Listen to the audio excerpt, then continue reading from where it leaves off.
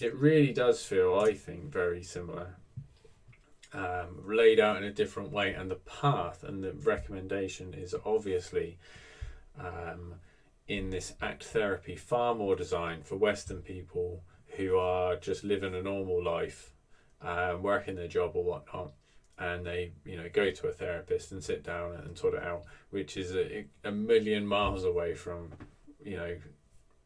walk away from your life, renounce friends, family, wealth, property, and become a monk and own nothing but a robe and a bowl. Obviously they are incredibly different paths, but the content of the path seems to me to have huge overlaps. The topic today is going to be ACT, which is a therapy, compared with Buddhism, and when I say Buddhism, I mean the early teachings of the Buddha, the Pali Suttas.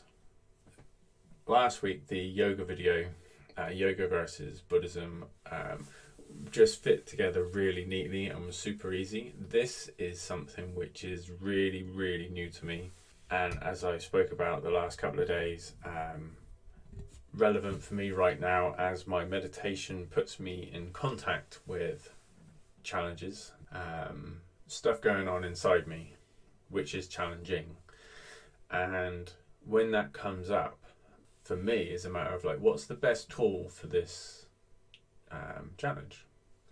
I'm very interested in psychology anyway, and I do think those early Buddhist teachings are basically kind of psychology. I just found out about ACT. I've done some CBT before, and I thought, why not explore this and see if there's anything that I can learn which I can take into my life over the coming weeks, which might help with the what I'm coming up against internally. And I'm very interested in, by also using a different tool and then comparing it back with Buddhism. One, I find that interesting because it helps me understand the Buddhist path more clearly, which is something I'm very interested in. And for viewers, I presume most won't be Buddhist, in which case it might be interesting to see how Western philosophies and therapies overlap with various more spiritual teachings, and particularly anyone who's spiritually inclined. But both really, it's hopefully just an eye-opening experience, no matter where your interest lies. So, what I'll do first is orientation. We'll look at the sources of this information. We're going to try and reference that material to back up if it's a good source or not, really. Because obviously this is just what these are the sources for today, but further investigation into different sources is always recommended to see if it is valid or not, as well as the scientific collection of evidence that they will be doing based on these therapies particularly. I'm jumping straight into it today because I'm running a bit late. Basically, the dog got a bit nervous on the way home, and I picked him up and managed to get a bit of dog piddle on my on my t-shirt, so I wanted to take a minute to shower and everything, so the morning took a bit longer. Anyway, so I'm going to start with the ones that we've seen before. We'll work backwards here.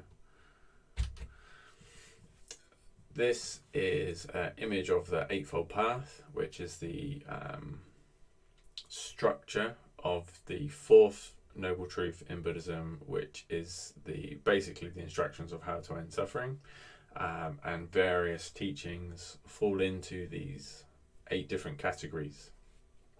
And so I use that to talk about that if we find anything that falls in it. This is the word of the Buddha as translated by Ajahn Brahm, which is the Pali Suttas.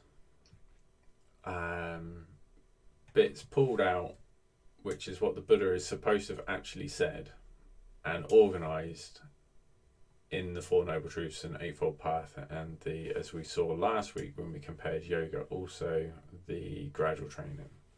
And for reference. These numbers here show the suttas that the extract comes from, and you can see you have one extract and then another, then another. So these come from all over, and there's thousands of them. So to collate them together like this is very, very useful. I find this excellent. So that's what we'll be looking at in terms of Buddhism.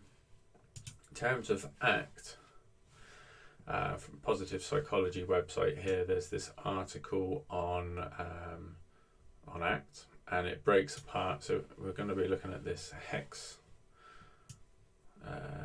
Hexaflex, and this has got a bit more writing about each one. I don't know whether we're going to need that, to be honest. And this is a video that I found on Nesh Nikolic YouTube channel about the ACT Hexaflex. So we're going to watch through this and jump out to the to compare anything that comes up with Buddhism as we go. So this is pretty new to me. I did a little bit of research into this last night and basically got as far as finding those couple of sources, and I haven't really watched this properly, and so we're going to jump back in on the fly, and it's not going to overlap as much as yoga. That was my impression that I got there. I really did enjoy that, you have one teaching that says this is going to bring you relief from suffering, and then the teaching I look to that says you're going to bring relief from suffering, and there's so much agreeing with each other, because there's thousands and thousands of people who would have followed each one over the thousands of years that they've existed, and this has only existed for, let's check our reference. It doesn't say. I think the 90s. It's existed since the 90s. Right, that is enough orientation. Let's jump into this. So let's begin with the hexaflex. You'll see there are 6 points here. All 6 points are provided for a single process. The first one being experiential acceptance and cognitive diffusion here on the left-hand side. The reason why I say first is because I like to separate the model into 3 sections. The first one being the left side. This relates to acceptance work. The center here in the middle is mindfulness work, and on the very, very end, these ones here on the right-hand side, which is values and committed action, refer to the action side. So it's commitment, acceptance and commitment therapy. So here on the left-hand side, we've got experiential acceptance. Experiential acceptance, also known as just acceptance, is really about coming to live with or coming to expect life as it is. So living with life as it is. Experiential acceptance looks at holding those feelings as they are, the world as it is, and not trying to change it. There's this understanding in ACT that if we go out and fight with trying to change the world, we often go out and recognize there are things in life that are unchangeable. When we meet one of those that's unchangeable, we all ultimately end up having a struggle or a wrestling match. And so rather than going out and trying to avoid or change life, we're suggesting that there might be times that we position ourselves in an acceptance way. So sitting with, making room for those discomforts. There's lots of discomforts in life, and we recognise in this model is that some of them are unavoidable. Moving down to cognitive diffusion. So, experiential acceptance. So, what he said there about accepting the world, accepting our experience as it is. In the Buddhist teaching opens up with the first noble truth of suffering, which is that things are going to happen in life which we don't like. When it jumps into the Eightfold Path, so there's Four Noble Truths: the cause of suffering, that there is suffering, sorry, that what that suffering is caused by, that it's possible to end that cause and thus end suffering, and you do that by following the Eightfold Path. I might be repeating myself for anyone that's seen previous videos, but I'm trying to keep it brief. There is more about that on other videos if you're interested. So then once you get to the Eightfold Path, you have right view. Right view is about accepting what is as things are. Acceptance is part of it, which includes the Four Noble Truths again. Right view is understanding the Four Noble Truths, the origin of suffering, the cessation of suffering, and the way practice leading suffering. So one of those causes of suffering is that sometimes, like I said, the world isn't how we want it to be, and if we try and fight that, so the causes that are listed in this teaching are quite extreme because they're so obvious and so universal. For example, that we're going to get older, that our body's going to get frailer. That is going to happen. We all know that's going to happen, and anyone who wishes that that doesn't happen is fighting reality as it happens. Another one could be like loss, for example, which can come in the form of relationships ending. That's something that can happen in younger life, whether that's relationship ending because the relationship wasn't working, or people leaving, or someone sadly passing.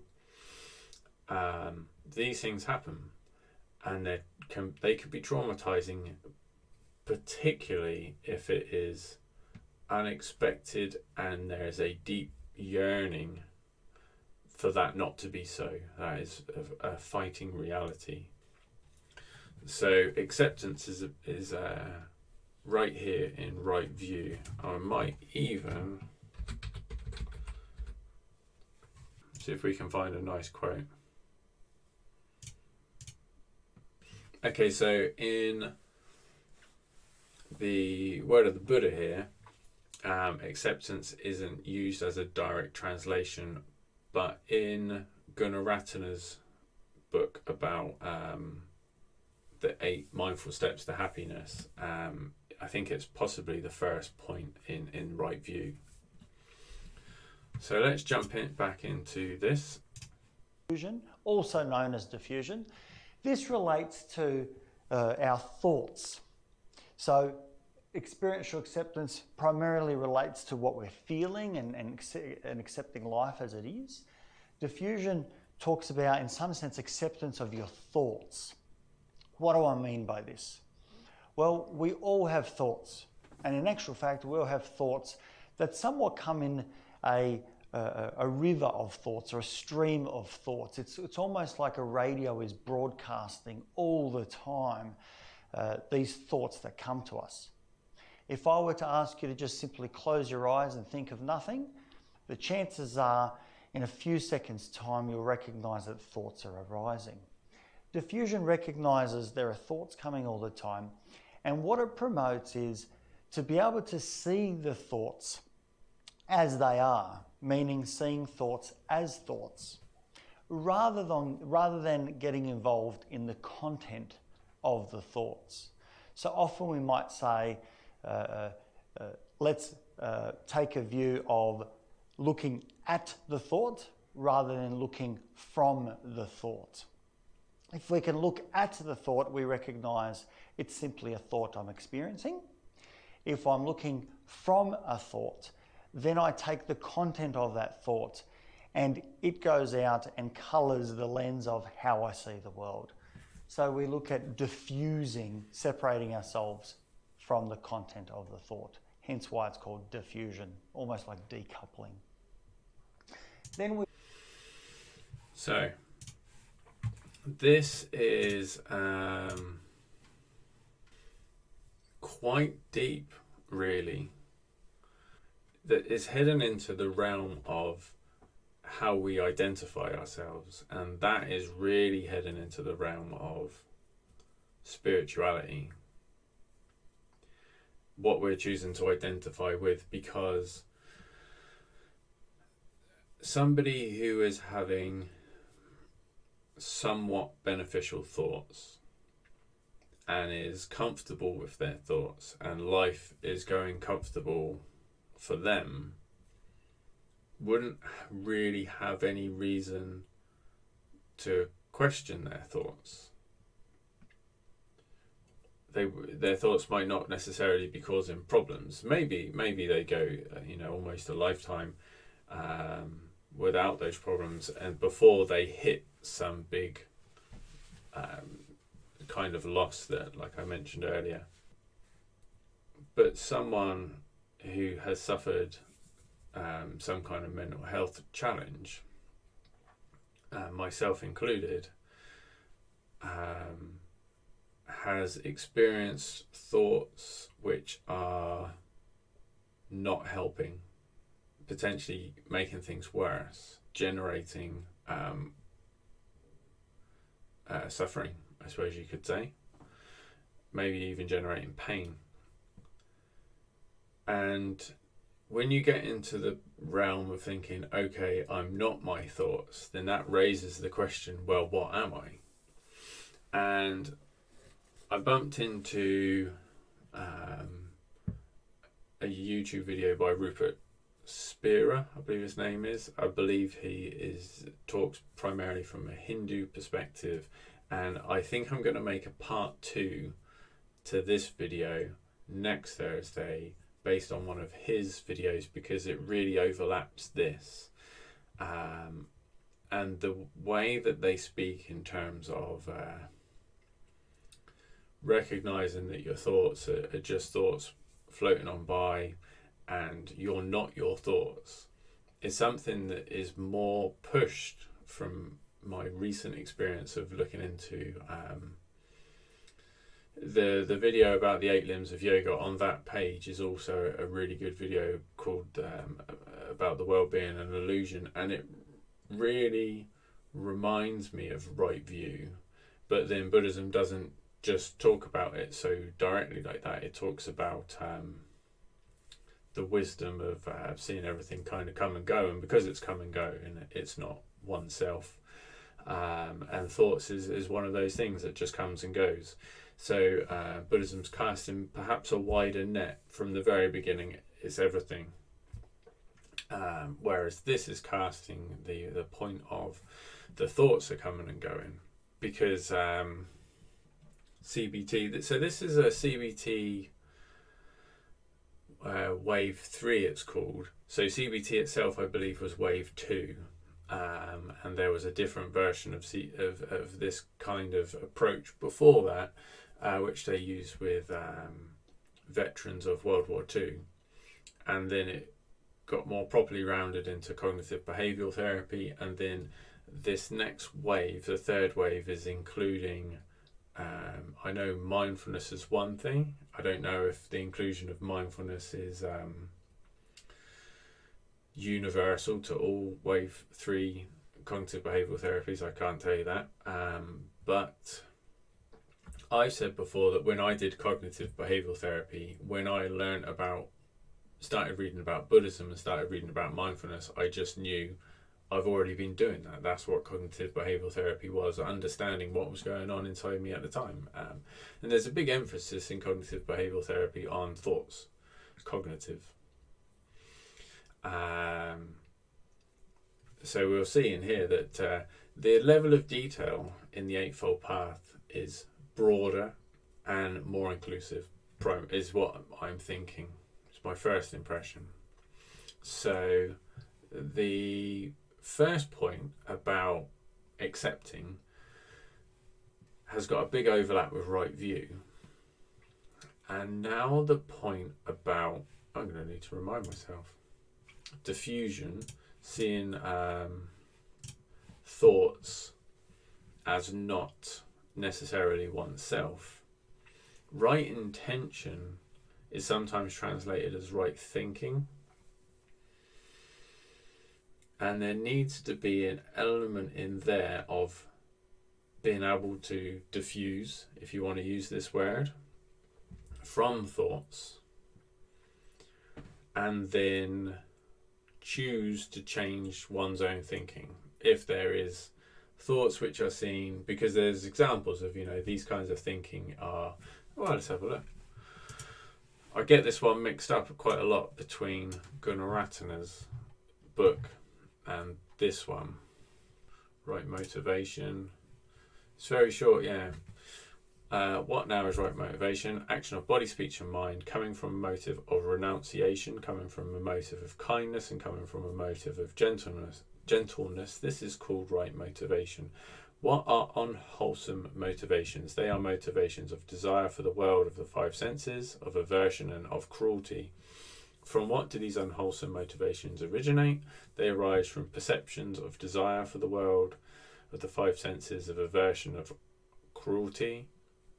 And where do these unwholesome motivations cease without remainder? They cease in the first jhana, which is to do with concentration and deep meditation.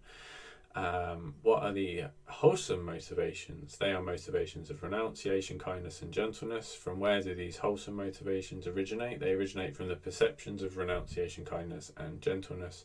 Where do these wholesome motivations cease without remainder? They cease in the second jhana. So wholesome means you feel good, well-being, I suppose you could say, and unwholesome is suffering. So renunciation, I would suggest, I'm trying to wonder where acceptance comes in, or we could forget about acceptance because we are on diffusion. Where does diffusion come in? Probably just where I said, in that ability to recognize that the thoughts aren't us and we have the power to change them. Because if you think my thoughts are me, then changing your thoughts means changing yourself, changing me. I'm going to change.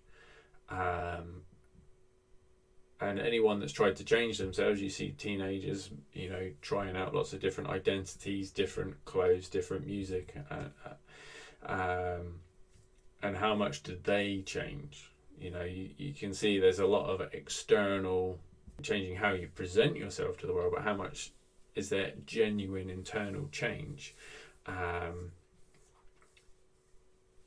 Trying to change oneself isn't always successful. Is often unsuccessful, I think, in my experience. So changing one's thoughts is far easier if they're seen as not self. If there's what ACT is calling diffusion, that space between them. We've got in the center here the mindfulness work. We've got the present moment. And it is what it says it is. It's trying to hold and stay in the here and the now, in the present moment. Rather than getting caught up in the past, reflecting and reviewing to try and go out and predict the future and possible dangers, things that we're worried about. It almost says, let's drop anchor and take action or observe the world from the here and the now where I am. It's really helpful with grounding, with taking a breath, pausing to be able to, in some sense, feel more stable, to be able to do any of the other processes, or to reflect at the world and consider how beautiful it is, or how much I can appreciate in this situation, or what I'm even able to go out and sit and hold that might be uncomfortable. That's the present moment, dropping anchor, grounding. So there's a secondary kind of topic to this stream in the title of good mental health versus awakening. The teachings of Buddhism, Hinduism, yoga, they teach that there is some kind of awakening from one kind of state of consciousness, or from a state of suffering, or from an identification with a small part of ourselves, to some kind of awakening, liberation, enlightenment, whatever you want to call it, to some higher spiritual perspective or insight or state of consciousness or something like that. And I've long had the question of what is, according to Western psychology, good mental health? What does that look like? Here, the incorporation of present moment, I think my gut instinct is what might be called embodiment, which is to be mindful and present, knowing that there's a body here. It sounds silly, because like everyone knows, well, I'm in a body, but you're not embodied. No one's embodied when they're thinking about past and future. When they're thinking about, this is what I want in the future, one is in fantasy, they're in their mind, and when they're thinking about things that happened in the past, they're also kind of out of body and into mind, out of the present moment and into memory. And obviously things in the mental health sphere which are considered to be bad mental health, like trauma, like anxiety, like depression, can take us out of the present and into memories of traumatic experiences, or fears of the future, which can often be, like anxiety, I think can often be, in my experience again, linked to a memory from the past, like something went wrong once and then there's this fear that will happen, and so it starts in the past and then gets projected into the future, both being not embodied right here, right now. So that's interesting, and we'll delve further into good mental health, embodiment, or is it as much as awakening? Because the incorporation of mindfulness into this, mindfulness comes from perhaps originally from Buddhism, but I'm pretty sure it's incorporated in later years into Hinduism, which is still thousands of years ago now from our perspective, a couple of thousand years ago or whatever. And also, let me think, that's all I can think of off the top of my head. So the present moment, where does the present moment appear in Buddhism? I would suggest it's right concentration, the same as we saw in yoga, the 8 limbs of yoga.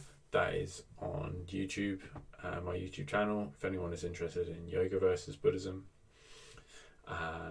And the focus on a object, basically. So in Buddhism, that can be also, rather than consciously choosing to focus on an object and then putting effort into staying on an object of meditation to achieve one-pointedness, or having one's entire being focused on that object as it's happening right here, right now, present moment.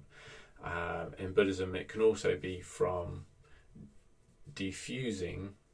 That's not a good word to use because it's going to conflict with the other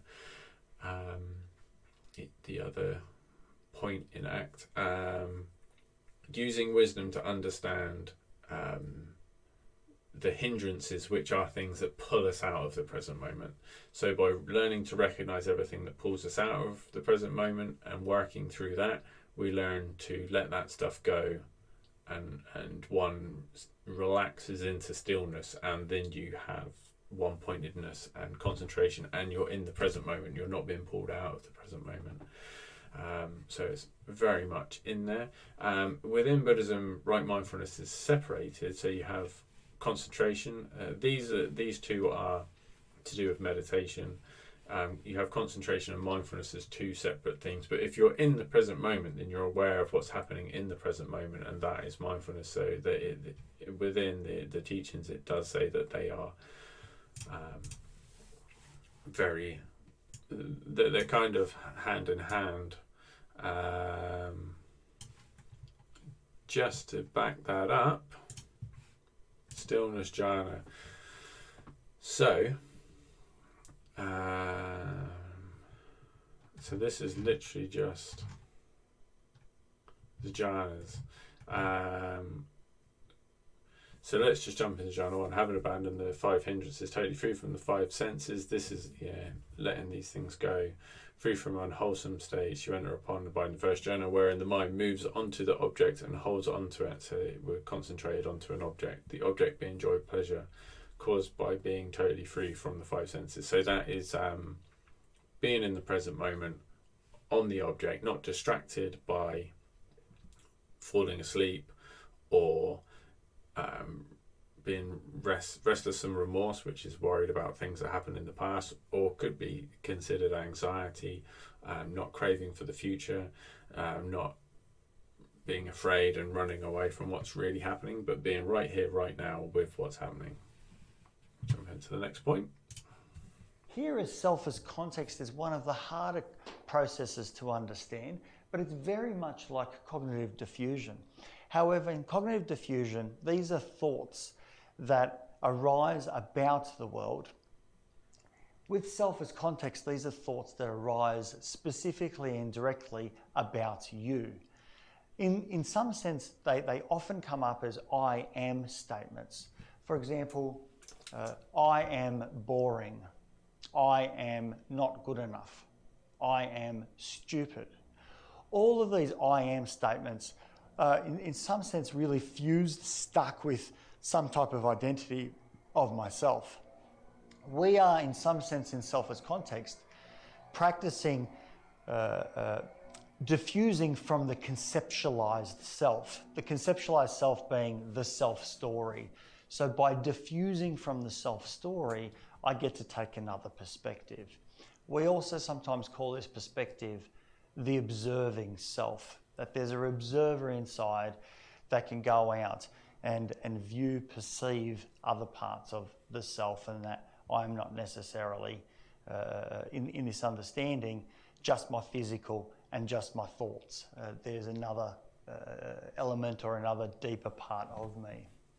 So that's self. So now we really are jumping deeper.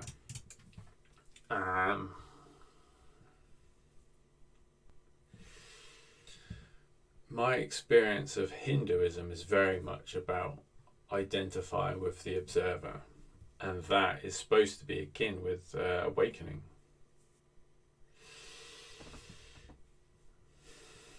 In Buddhism, so that's more comparable with Hinduism. Buddhism doesn't deny the observer exists, but it says don't even identify with that. And to find a reference for that claim, you view, right view, which is the first step, or right understanding, or right perspective.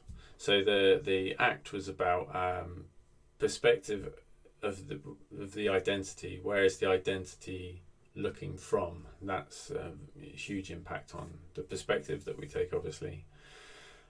If you take a perspective of your thoughts as being yourself, and you think, I can't do it, then you believe it because that's me and I've thought that, so the truth must be that I can't do it. Whereas if you think that, if you take the perspective and view that thoughts aren't me, then you can think I can't do it, And you can look at that thought and say, I'm thinking that I can't do it. But that doesn't mean I can't do it. It just means I'm having a doubt. I'm experiencing doubt.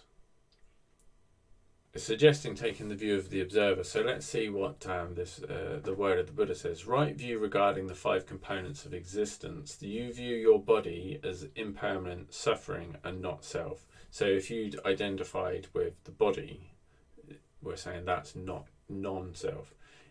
You regard experience, Vedana, as impermanent suffering and non-self. Not self, not no self, but non-self. So you're not saying that the body's not there. You're not saying that our experience isn't there. You're just saying it's there, but it's not myself, it's not me, it's not I. You regard perception as impermanent suffering and non-self. You regard will as impermanent suffering and non-self. You regard consciousness as impermanent suffering and non-self. Off the top of my head, I'm not sure where thought comes in there. It must be the Vedana, or experience, the second one, is sometimes translated as feeling, the feeling of pleasurable or not pleasurable or neutral, if one can still oneself enough to witness those, the neutral ones. So we have either a pleasant experience or an unpleasant experience, hence the translation to experience. It normally goes, what are the other translations?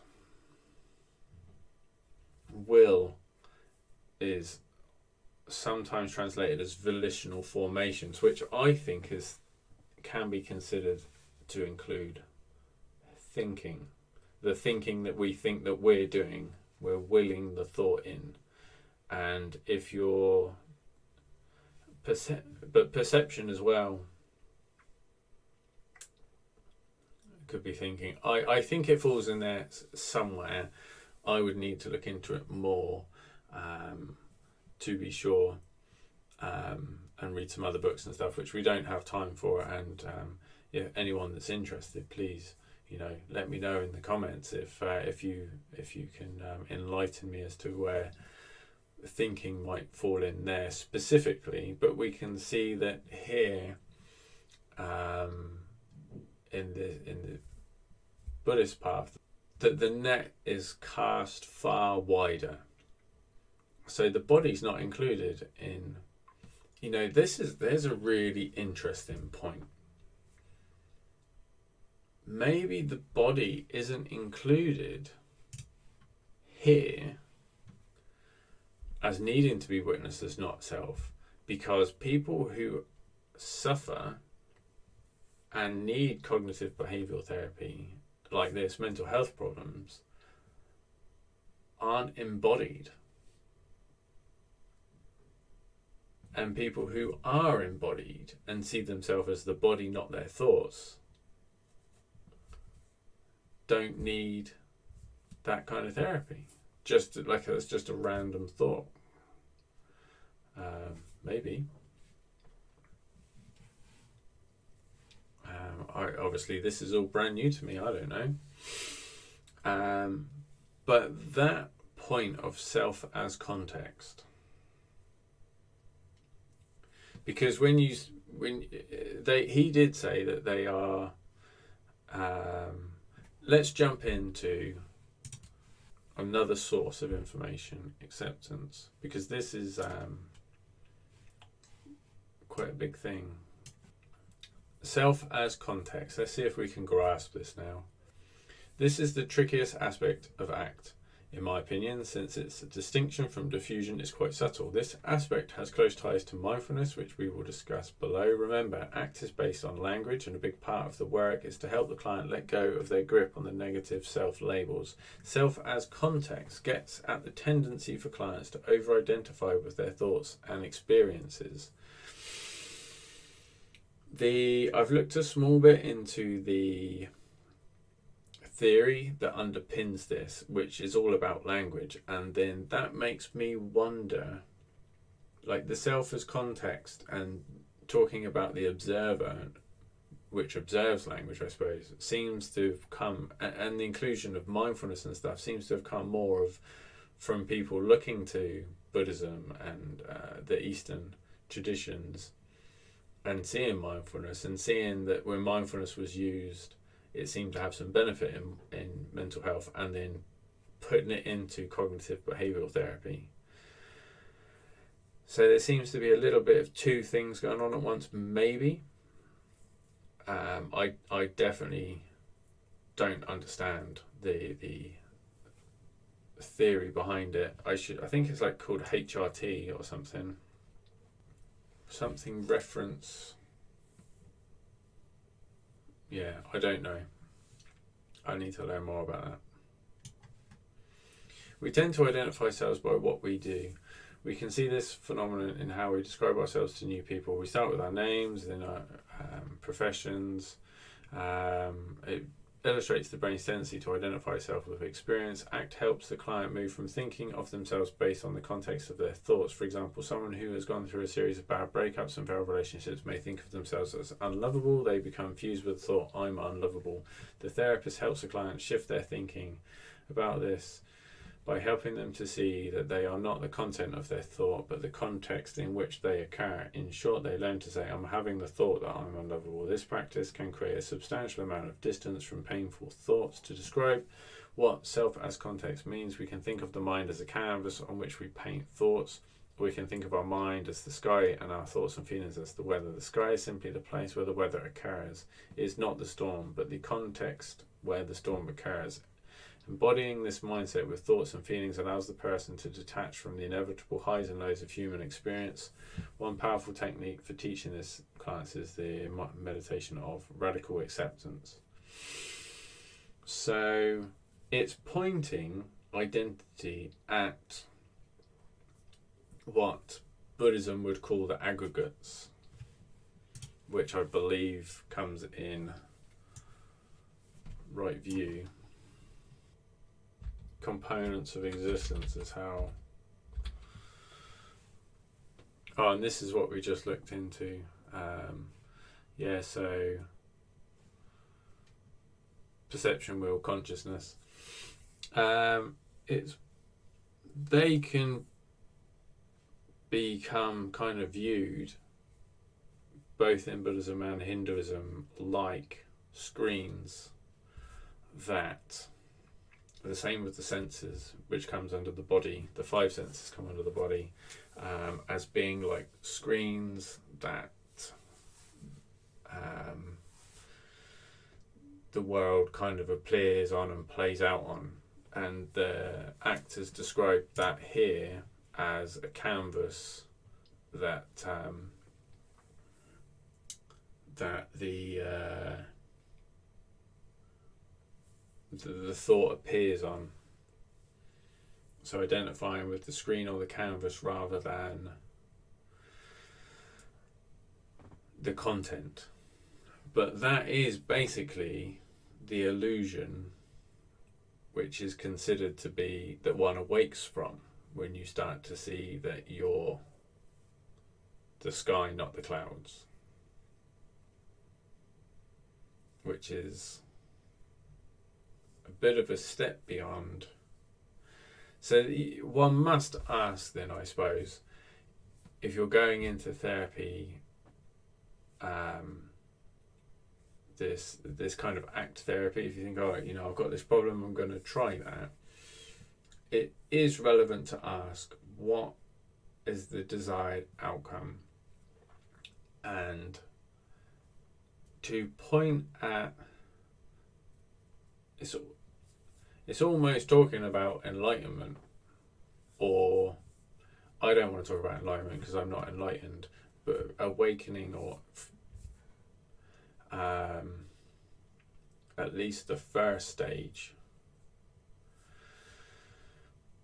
And is that what people want when they are trying to deal with that thing? But the thing is that we suffer. That's why Buddhism starts with we suffer, and people with mental health issues, including myself, you want that suffering to end. And does that mean that that spiritual path is somewhat compulsory, almost unavoidable, and it does make me wonder that what is ACT's voiced kind of goal? What is that outcome? Although we're about to see that outcome is going to be kind of malleable to the client as they sit down and follow this course. But it does go to show that some of the tools involved are aspiring to be incredibly powerful, at the very least. And I am, like I said, probably going to try and utilize this a little bit with some anxiety stuff that came up in the last few days. It's starting to settle now as I've seen it, but I might even try and bring it up in meditation or something and see how I can utilize these things. And we are, next Thursday, I'm going to have to make this the topic to compare this to at least Rupert Spira's video as an example of one person with, because he references Hindu texts, so it's not right to slap the label Hindu or Hinduism on this one particular video, but it's someone who's incorporating some of those teachings at least. So let's move on, because that was a tricky one. Context. Then we move over to values. Now, values are very important in the ACT framework. Values look at what's important to you, what domains in life are also important, but more importantly, and in some sense, an important distinction in the values work is this is also about identifying behaviours that we find as being important for me to go and consider and to develop. So there's a characteristic of this process that I'm trying to look at the quality of the behaviour, not just the area that's important. So an example might be, if an area of friendship is important to me, I would look at what's the value of how I want to be as a friend. So that might be, the quality might be being patient, or being understanding, or going out and trying to be caring, compassionate. These are all qualities of behaviour, and that's kind of what we're trying to understand and trying to put our finger on in that process. And then finally over here we've... So this is values which are set by the client themselves, which would obviously make it a lot more attractive, because people can go in thinking, I'm me, I'm an individual, and I want it to be right for me. I want to tailor it for me and what I want and how I see myself and things like that.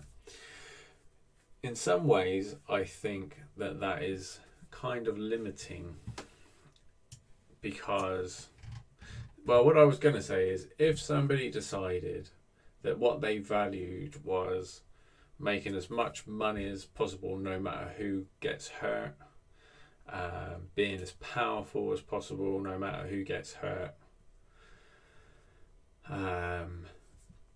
things that... So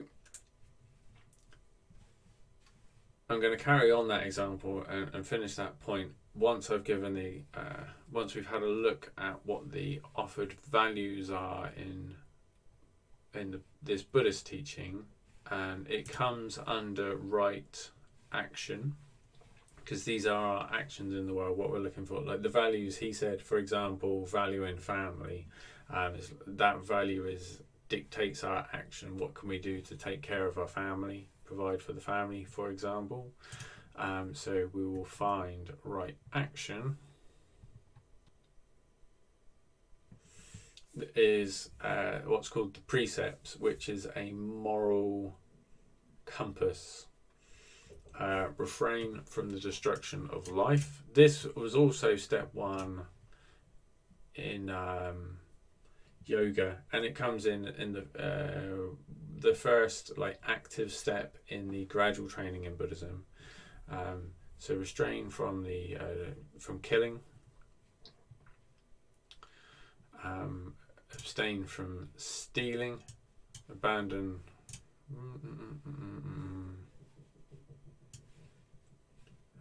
taking what's not given, you do not steal, you abandon sexual misconduct,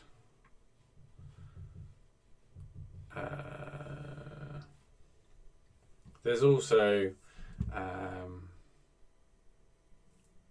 abandoning. That's interesting, actually. Within Theravada, the precepts at least include not drinking, not having any kind of intoxicant, because an intoxication, we talked about in both Buddhism and ACT, there's the thing of accepting reality, our experience, how it is, and if we take certain intoxicants, they can warp and change our reality, which can be the opposite of accepting reality if reality is considered unpleasant and one takes some kind of intoxicating drug or whatever to try and, because they prefer the warped reality their experience whilst intoxicated. So these values here that are offered, the precepts, are basically things that guide our behavior in the world in such a way as to be in line with reality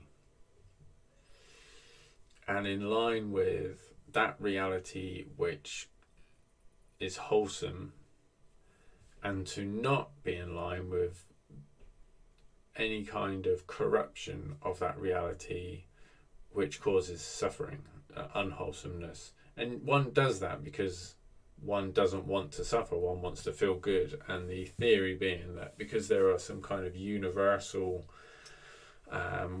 way things are, some universal kind of reality, that trying to fight against that by hoping things are different, hoping that certain behaviours, certain values can be okay, that we can have, as much, more than others, while causing pain and distress to others, and yet we are so separate that we won't suffer, is seen as ignorant and delusional. And so we choose to value things which are in line with the wholesome because we don't want to suffer. So you kind of selfishly choose to not be selfish because it's seen as beneficial. And the idea that we can set our own values is kind of contradictory to that. But I suspect that when you do this ACT therapy, this is supposed to be done. Apparently it can be done as a self-guided thing. I would presume and say that buying a suitable guide book would be better than just getting this image off the internet, and thinking that we can crack on. I'm going to look for more information as I start to think about whether, if there are places that I can apply this in my life. This is just an introduction, and also comparing it to other theories to kind of figure out what its goal is, what it's all about, where it's got this from, and whether it has been proven apparently to show some positive results with people that have tried it, which is obviously what Western science is all about, and there must be something in it.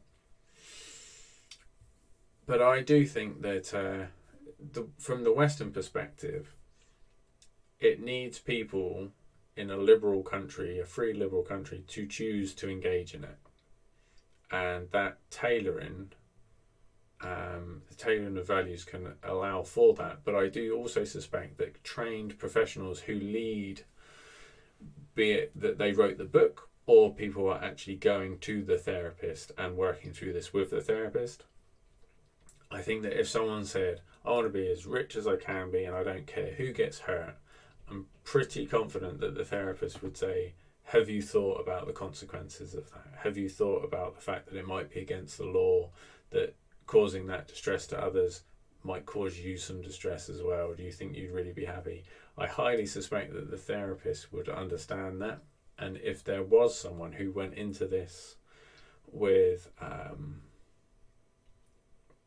being slightly rude and blunt, if someone was that ignorant that they could pull them up on it and say, do you really think that's a good idea? And if someone just wants to plow ahead like that, then, you know, these things don't work for everybody, and people need to take on board. They need to listen. People need to be open to listening. If we're in a position where we're suffering and struggling to the point where, like, okay, my way's not working, what else is there out there? Then, yeah, in some way I think it leaves it kind of open, but I think the therapist probably closes that loophole. Let's jump on to the last one now. We've got committed action.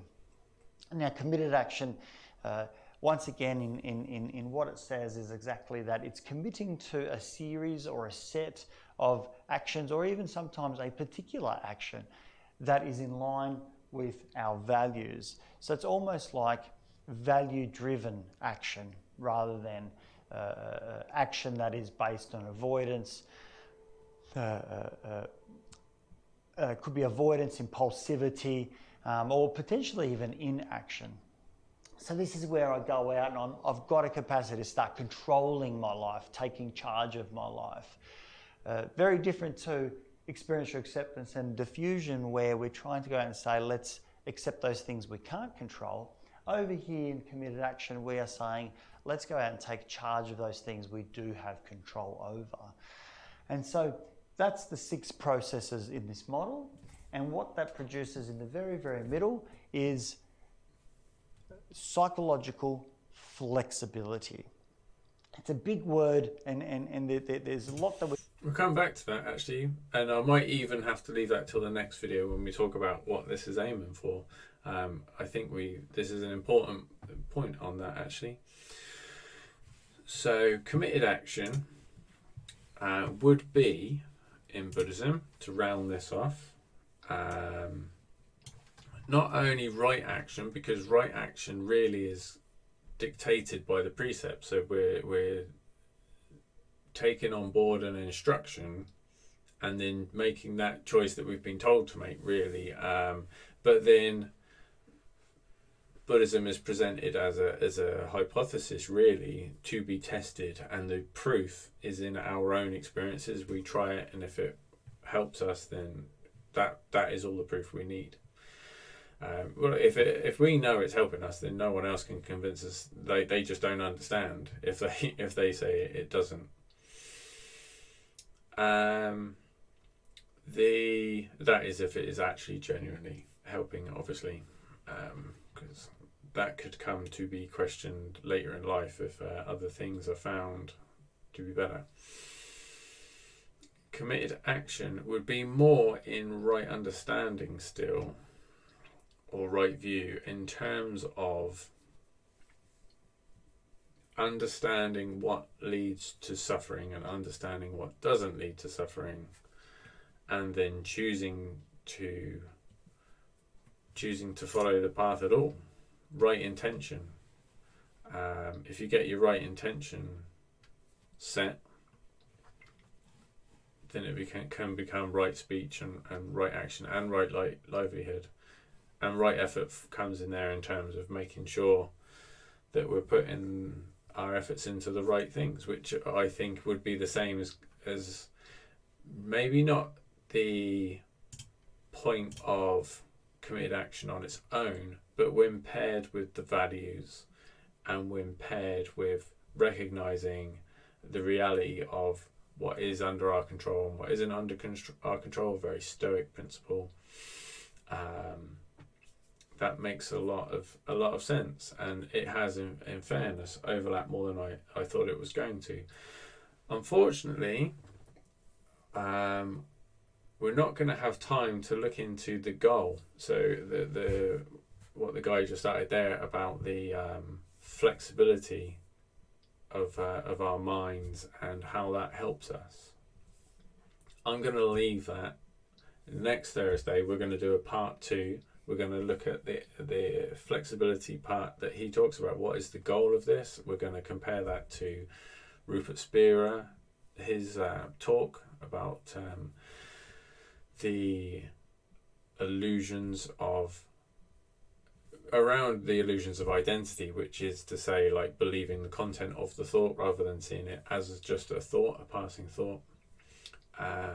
I'll close this. I'll finish this off. Round this off with some closing thoughts. Please do share your thoughts if you'd like to in chat or in the comments below if you're watching the YouTube video. They overlapped a lot more than I thought they were going to, but the path, we looked at the path of Buddhism and yoga last week. The video is on YouTube if you're interested. The path that's recommended is very, very different. Obviously, the path in ACT is that you sign up with your therapist, you go in and you talk to your therapist and you work through your worksheets or whatnot. You talk to your therapist. They know from my very small amount of research last night, they understand this Hexaflex and they almost embody it, so that whatever the client is coming out with, they respond in such a way as that comes from this. You could call it a teaching, really. You could also call it a framework or a model. One interesting thing is that so in each of these points, if you were going through it with the therapist, you would have certain things to do. So for example, in the present moment, there are kind of small meditation-y type things to do. So there is some kind of proactive meditation-y type stuff, which obviously hugely overlaps. Some things are not said the same way, but some of the things which are highlighted in this Hexaflex are within other points in Buddhism, and some of the things which are in Buddhism are kind of skirted over in the Hexaflex somewhere.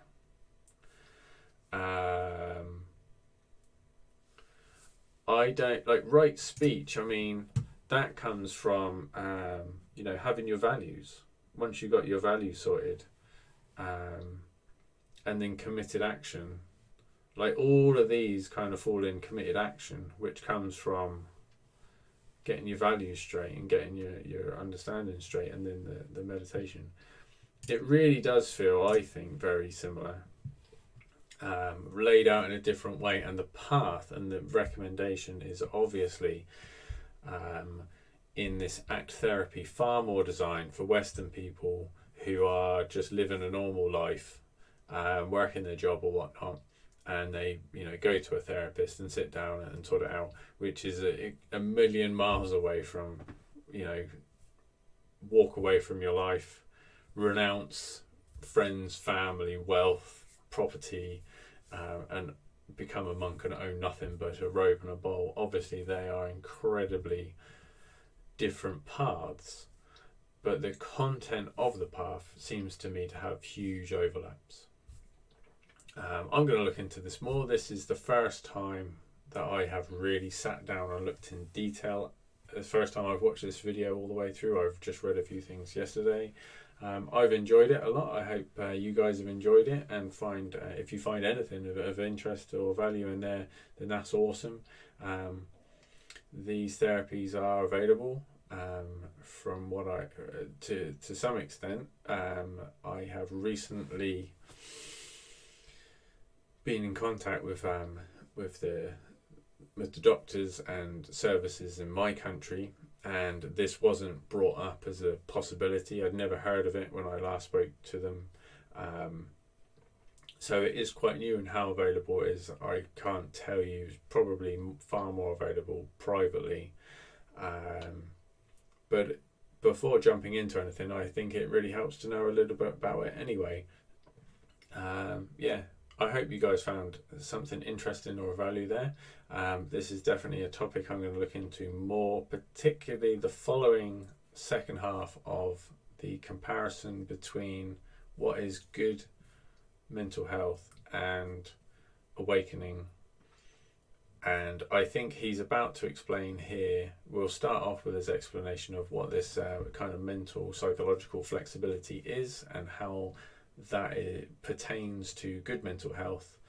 And we'll look at what Rupert Spira has to say about awakening, and we'll look at how much they overlap and whether or not ACT is incorporating a lot of tools for awakening whilst only aiming for good mental health. Who knows? We won't find out until part 2 of this next Thursday. So for now, guys, I hope you're well. Metta, big love, and I will talk to you Monday. Take care.